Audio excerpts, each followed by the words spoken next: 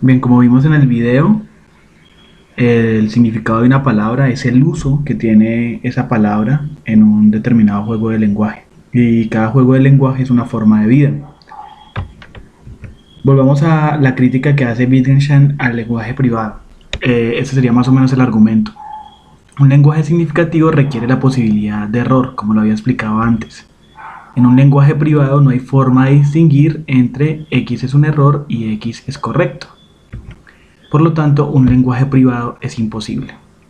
¿Esto qué quiere decir? Pues que estamos comprometidos con la existencia de una realidad compartida, un mundo externo, y eso es así porque nuestro lenguaje es significativo. Ahora, nuestro lenguaje es significativo porque está comprometido con esa realidad compartida. Y este es precisamente el argumento principal que va a servir de base a los neodadaístas. Ya vamos a ver por qué. Pero volvamos a la idea de Wittgenstein. Bueno, según cuenta él mismo, la idea le surgió después de que un compañero en Cambridge, un economista, le hiciera caer en la cuenta que este gesto que estamos viendo allí en pantalla, que es un gesto propio de los italianos, pues no constituía ninguna imagen o representación del mundo, ningún retrato del mundo. ¿Cuál era el significado? ¿Cómo se constituía el significado de ese gesto? Wittgenstein empieza a pensar y a replantear todo lo que entendía por significado, y es cuando piensa en el lenguaje como una forma de vida, o en los distintos juegos del lenguaje, pensando fundamentalmente en que no todo lo que decimos o no todas las proferencias del lenguaje tratan de describir el mundo. Y eso precisamente ya advierte lo performativo, el performance, o sea, todo hacia donde va el arte contemporáneo. Entonces allí vemos, por ejemplo, en las investigaciones filosóficas se plantea muy bien, eh, se compran 5 manzanas rojas y los obreros en trabajo dan y reciben órdenes para traer una losa. Si nos dicen trae 5 manzanas rojas, ¿qué significa allí manzanas? ¿Qué significa rojas? Pues eso solo está dentro de un determinado juego de lenguaje. Y solo quienes están en esa forma de vida, quienes viven en esa forma de vida o en ese juego de lenguaje, pues pueden comprender qué pueda significar 5 manzanas rojas. Bien, eso es fundamentalmente lo que vimos en el video. Vamos a volver ya con los ejemplos que vamos a ver de neodadaísmo. La relación entre esta teoría filosófica de Wittgenstein y estos artistas pues va a ser mucho más clara. Luego viene Austin, que es un filósofo del lenguaje también muy importante. Creo que en clase ya habíamos hablado un poco de esto. Y lo que hace Austin es distinguir entre enunciados constatativos, que son algunos de los enunciados que proferimos en nuestro lenguaje. Por ejemplo, en español, todas las proposiciones que son descriptivas y que son susceptibles de ser verdaderas o falsas. Está lloviendo, hoy no vino el profesor de la universidad, hoy no podemos ir a la universidad, el vaso está sobre la mesa. Ese tipo de afirmaciones son enunciados constatativos.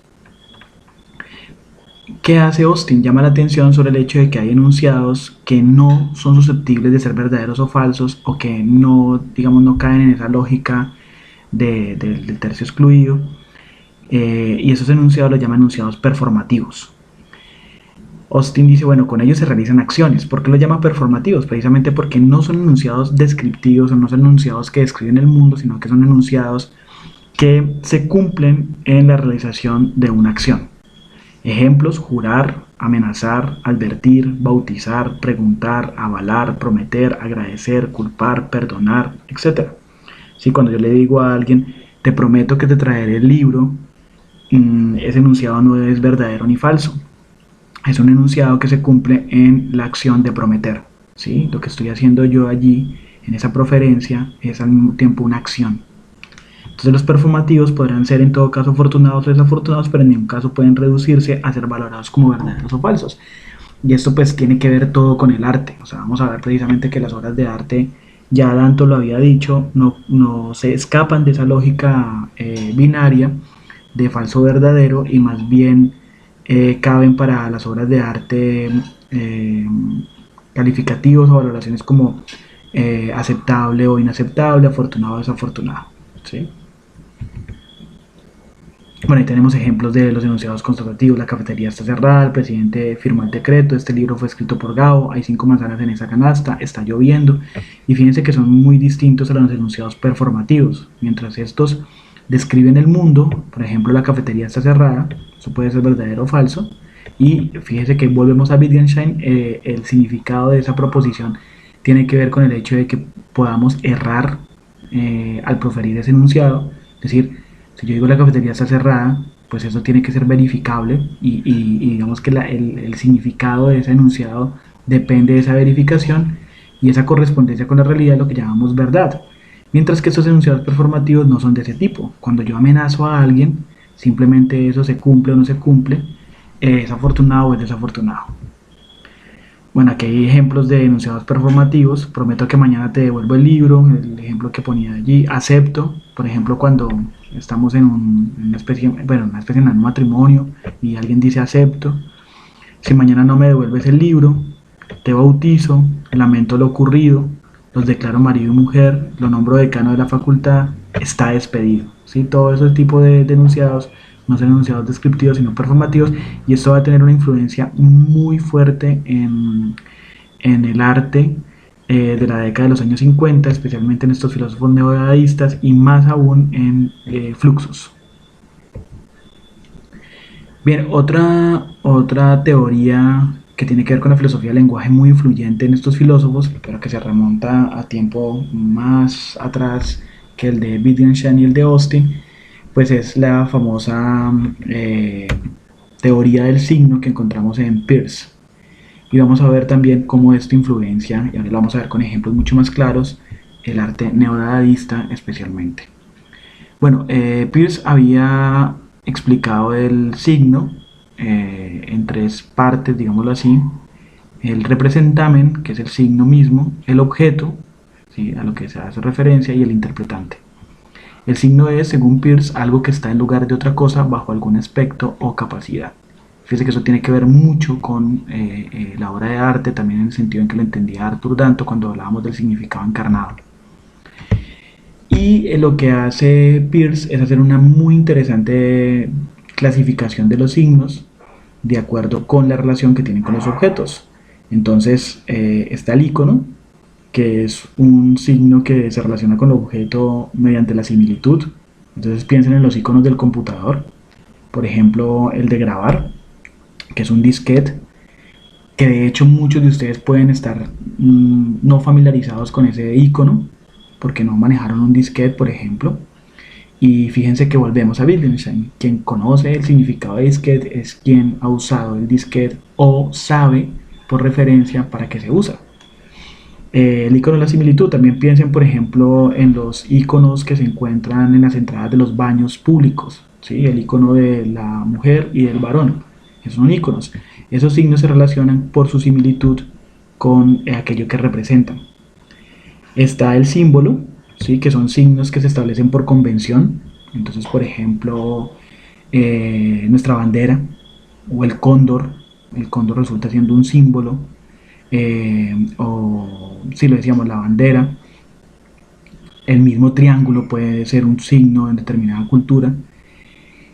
Y lo que los define es que son signos establecidos por convención, es decir, una determinada comunidad o grupo cultural o grupo humano establece cuáles son esos signos, y eso se hace por un pacto comunitario, por convención. Y el otro signo es el índice, que va a ser el más, digamos, más influyente, o el que van a tomar como fuente de inspiración estos artistas neodadaístas. El índice es el signo por consecuencia.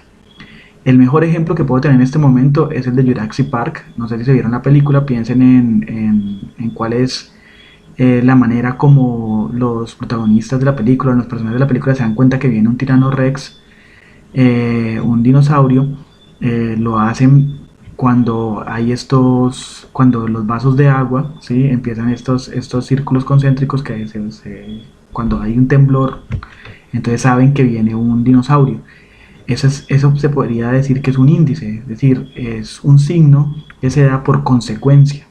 Es decir, determinado objeto, determinada acción, determinado acontecimiento deja una consecuencia y es signo inequívoco de que está ocurriendo. Por ejemplo, ver que en el agua se generan estos circulitos es un signo, un índice, ¿sí? Inequívoco de que viene un dinosaurio y pues hay que correr. ¿Listo? Entonces vamos a ver también ejemplos de cómo los artistas neodadaístas utilizan ese tipo de signo. Ambos, el índice y el símbolo. Entre estos tres vamos a ver que en los ejemplos que voy a presentar los signos más utilizados son el índice y el símbolo. Bueno, entonces creo que esta diapositiva ya la habíamos visto. Neodadaísmo versus expresionismo abstracto. Entonces vemos, bueno, aquí está Robert Rauschenberg, que es uno de los artistas neodadaístas más importantes, quizás el más importante, bueno, con John Cage y Jasper Johns. Esos tres artistas que de hecho trabajaron juntos, colaboraron juntos, se criticaban entre ellos, se van a oponer a la pintura de acción de Jackson Pollock. Y ya ahorita que veíamos lo de Pollock, pues advertía que era lo que no les gustaba para nada de Pollock. Fundamentalmente el internalismo, mentalismo, la idea según la cual el arte tiene que ver con significados ocultos, la obra de arte tiene un significado oculto que el espectador pues difícilmente puede acceder porque el significado de la obra de arte queda atrapado en la mente del artista. Y bueno, la referencia obligada es Duchamp, de nuevo, no solo por el ready-made, sino fundamentalmente por la crítica que hace Duchamp a la identidad del artista o digamos la proclama que hace Duchamp de la muerte del autor. Fíjense que si estos artistas están en contra de la proclamación del autor o del artista como lo más importante en el arte, y eso lo encarnaba Pollock, pues Duchamp resulta una fuente de inspiración en la medida en que Duchamp declara la muerte del autor, se opone a esa idea de que el artista es lo fundamental, es quien firma la obra y que la obra depende íntimamente de quien la hizo, de quien la realizó, de su creador, del artista. ¿Sí? Entonces aquí hay algunos ejemplos que ya vimos en clase y algunas características fundamentales del neodadaísmo. Bueno, giro lingüístico, es decir, que estos artistas consideran las nuevas teorías del lenguaje, o las teorías del lenguaje, Peirce, Wittgenstein y Austin. Hay un regreso a Duchamp, un retorno al ready-made, digamos un interés por que no haya composición, o sea, ellos quieren que sus obras de arte se vean como objetos unitarios, como unidades o totalidades. Una negación de la marca autográfica, bueno, eso ya lo vimos, eso es total en contra del expresionismo abstracto de Pollock. Y el uso del signo como índice o huella indicial, que es lo que vamos a ver ahora. Entonces, aquí tenemos una obra que se llama Impresión de neumático automóvil de 1953 y esto fue una colaboración entre Cage y Rauschenberg. La obra pues va en contra de Pollock totalmente y consiste simplemente en una marca dejada por un neumático automóvil, queriendo significar con esto que se podría hacer una obra de arte, o se podía más bien hacer una obra de arte sin que la marca o sin que la huella que encontramos en la obra de arte sea la huella del artista, que sea la huella inconfundible de un Pollock o de un de Kooning, sino que sea simplemente la huella de un objeto ordinario, prosaico, como el neumático de un automóvil. Ahí la referencia a Duchamp pues es casi que evidente, ¿no? A lo cotidiano, a lo ordinario, a los objetos comunes, a las meras cosas. Y aquí tenemos otros ejemplos que van a ser, digamos, la entrada también o la base de lo que más adelante va a ser, van a ser los objetos específicos de los minimalistas o del minimal art. Aquí tenemos dos obras, ambas de Robert Rauschenberg. La primera, pues pintura blanca, son 3 paneles pintados solo de blanco. Y aquí pues hay una clara alusión, como lo veíamos en clase, al minimalismo. Aquí Rauschenberg, al despojar la obra de contenido, lo que quiere es que miremos la pintura como un objeto. La pintura es un objeto, en todo caso es un cuadro, una superficie bidimensional, pegada contra la pared, es decir, en cierta relación contra la pared, eso ya está en una función espacial, y todo esto lo va a tomar el minimalismo como lo hemos visto con Donald Judd.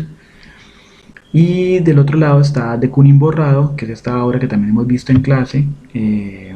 Rauschenberg toma la obra de un dibujo de Kooning y lo borra, ¿sí? Mostrando también que hay otras maneras de crear, más allá del trazo inconfundible del artista. Hay otras acciones, y aquí piensen por favor en los enunciados performativos, que constituyen creaciones artísticas. Entonces miren cómo Austin, con su diferencia entre enunciados constatativos y enunciados performativos, es muy influyente también aquí. Entonces, ¿qué está queriendo decir Rauschenberg? Que podemos hacer obras de arte no que constituyan enunciados constatativos del mundo, por ejemplo las obras miméticas o el dibujo que había hecho de Kooning, que en todo caso hacía una referencia a la realidad, sino con acciones. O sea, aquí lo fundamental serían las acciones. La acción aquí es lo que es significativo, igual que en los enunciados performativos. Aquí la acción de borrar resulta ser lo significativo, no lo representado. De hecho, no hay nada representado porque se ha borrado el dibujo. Y aquí hay otros ejemplos, como estos marcos de ventana de Ellsworth Kelly, que pues también muestran cómo estos artistas no están interesados en la composición y hay un retorno al ready-made. Y están los famosos garabatos de Twombly, también en oposición a los trazos o bueno,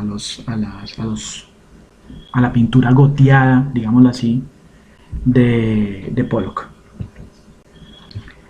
Y aquí tenemos a Jasper Johns, que fue un lector muy juicioso de Wittgenstein, y entonces en clara oposición al expresionismo abstracto, hace pinturas en una técnica impresionante. De hecho, lo que hace es utilizar una técnica que utilizaron los antiguos egipcios y los griegos antiguos, llamada el encáustico, que ahora vamos a ver un poco en qué consiste. Y lo que hace Jasper Johns es hacer estas pinturas que le plantean un gran reto al espectador, y es que el espectador no sabe si se tratan de pinturas u objetos. Por ejemplo, en Bandera lo que hace es pintar la bandera de Estados Unidos utilizando esta técnica antigua, el encáustico, y pues estamos ante la bandera de Estados Unidos, pero en realidad es una pintura. Entonces, lo que hace Jasper Johns, siguiendo a Wittgenstein y en contra de Pollock, es utilizar símbolos. Aquí vemos, bueno, yo les había dicho fundamentalmente que los neodadaístas utilizaban el índice, pero aquí vemos también el uso del símbolo en esa trilogía de signos de los que nos hablaba Peirce. Y utiliza símbolos, ¿por qué? Porque quiere mostrar que el arte no puede ser privado, que el arte no está en la mente del artista, que el artista debe hacer representaciones de signos compartidos por todos o conocidos por todos. ¿Por qué pinta la bandera de Estados Unidos? Porque la bandera de Estados Unidos, en todo caso, es un símbolo y no es algo completamente extraño o cuyo significado sea oculto. Pero lo interesante aquí es cómo juega con toda la cuestión de la representación y el significado. Casi que esta obra Bandera se asimila a la obra de Magritte de Esto no es una pipa.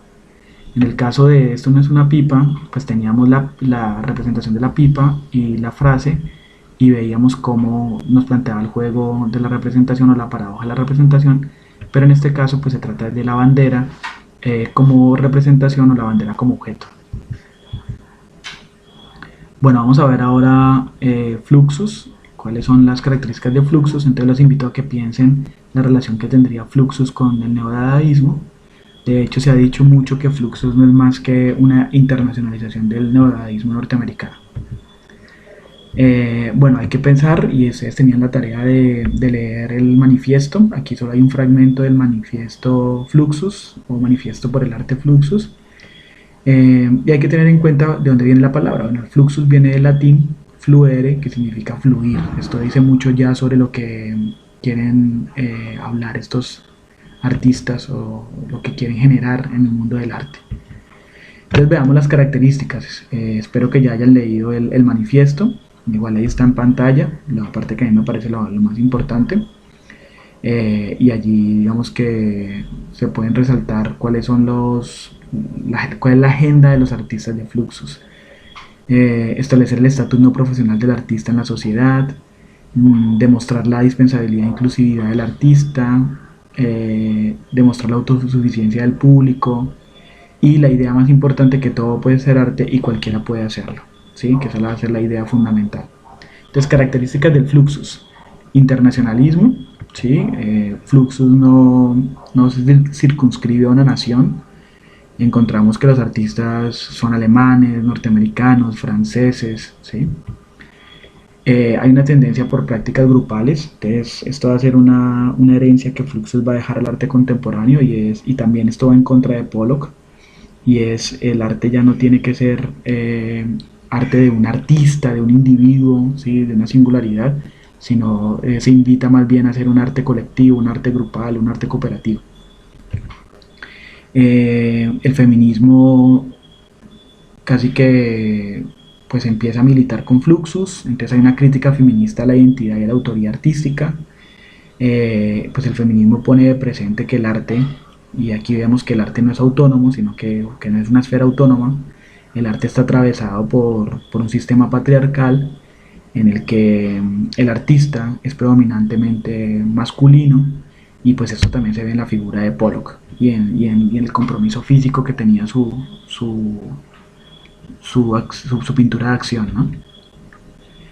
Participación del espectador. A Fluxus le interesa mucho que el espectador participe de la obra, no como en el caso de Pollock, en el que el espectador queda allí sin saber muy bien qué pueda representar lo que está viendo. Hay una preferencia a la performatividad lingüística, es decir, una preferencia por las obras que constituyen acciones, más que las obras que son enunciados acerca del mundo, que describen el mundo, que representan el mundo. Ya vamos a ver algunos ejemplos. En Fluxus también encontramos crítica institucional, que lo veíamos ya en Duchamp, ¿sí? Mostrar cómo las instituciones pues, no son neutrales, el arte también está atravesado por lo institucional, por la sociedad, por otras esferas más allá de lo artístico. Y hay un regreso al ready-made, otra vez Duchamp, pero en este caso, en el caso de Fluxus, hay una identificación entre la obra y su marco, es decir, la idea que la obra, y esto va a ser muy importante para el arte conceptual, la obra también, o mejor dicho, podemos pensar que también es una obra de arte lo que contiene la obra, o el documento mismo, sin que la obra incluso se realice. Bueno, aquí tenemos algunos ejemplos puntuales de obras de arte Fluxus. Esto es un performance de Kubota que se llama Vagina Pintando, y es una crítica, lo vemos claramente, a Pollock y su pintura de acción, y es una crítica feminista, ¿sí? Que es muy propia de Fluxus. Entonces aquí la artista lo que quiere poner de presente es eh, bueno, que la mujer también es artista, no solo el varón en un sistema patriarcal, y bueno, es claro la crítica a ese compromiso físico y brutal, a esa fuerza bruta, o bueno, por decirlo así, que implicaba la pintura de Pollock. Entonces aquí hay una crítica feminista a la identidad y a la autoría artística. Y aquí tenemos algunos ejemplos de performatividad lingüística. Entonces fíjense, este es una obra de acción de Alison Knowles que se llama Hacer una ensalada, en 1962. La obra consistía en una práctica grupal en la que varias mujeres se reunían a hacer una ensalada según una receta ya previamente establecida. Y están también esta colección de acontecimientos de Robert Wax. Aquí vemos cómo lo que les interesa más a estos artistas Fluxus pues son la performatividad o las acciones, es hacer un arte de acción, y obviamente esto hacia dónde va, hacia el performance y hacia el happening, es decir, hacia obras que no constituyan objetos, sino acciones, acontecimientos. Y obviamente pues eso va a tener que ver con el espectáculo en el arte contemporáneo. Y vamos a terminar la clase ya aquí con Beuys. Vamos a ver algunos rasgos de Beuys. Todas estas características que vimos de Fluxus se pueden aplicar a Beuys, pero como este es un artista tan particular, de hecho casi que se sale del molde de Fluxus y tiene sus propias características. Entonces, en Beuys encontramos performance más que mera performatividad lingüística, es decir, ya Beuys lo que hace es desarrollar el performance como una práctica artística propia, autónoma. Hay una invención o reinvención autobiográfica, esto es una crítica a la identidad del artista, que también lo hace Beuys, esto va otra vez en contra de Pollock. Aquí vemos cómo Beuys se inventa su propia biografía, lo veíamos en la exposición que hizo ya uno de nuestros compañeros, y veíamos que muy probablemente todo lo que Boyce, bueno, todo no, algunas cosas que Boyce decía de sí mismo eran meras invenciones. Esto con la idea de que no importa quién sea el artista para juzgar, valorar, apreciar o interpretar la obra de arte. Arte como memoria, la experiencia de posguerra como experiencia estética fundamental. Para Boyce, el arte es fundamentalmente memoria. Y debe ser así. Es decir, aquí hay una relación muy estrecha entre el arte y la memoria histórica, la memoria colectiva. El arte no puede simplemente ser el testimonio del paso de una vida individual, sino que debe constituir memoria histórica. Una cultura del espectáculo y visibilidad cultural. Para Boyce era muy importante esto, de hecho casi que fue reconocido como un chamán en su época y casi que sus obras pues tenían que ver mucho con el espectáculo, y esto pues va a ser una herencia fundamental en el arte contemporáneo. Más adelante vamos a ver que el espectáculo en sí mismo no es nocivo ni está mal, pero sí es un peligro que corre el arte contemporáneo de volverse mero espectáculo.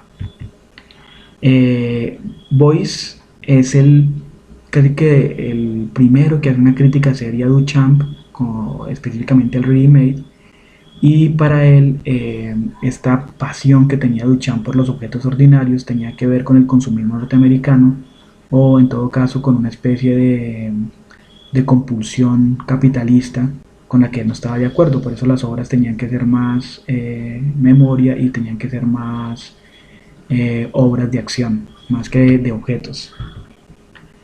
Y para Boyce el performance es un mito, es ritual, o sea, lo entiende como mito y como ritual. De hecho, casi que no puede entender que los rituales de las culturas antiguas, de las culturas primitivas, o los rituales de algunas culturas todavía vivas, pues son performance, en el sentido en que son prácticas en las que el mito se recrea para toda la comunidad.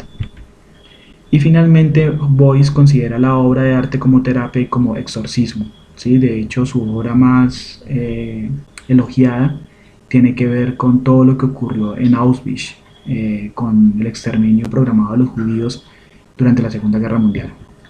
Aquí la vemos, se llama Auschwitz Demostración.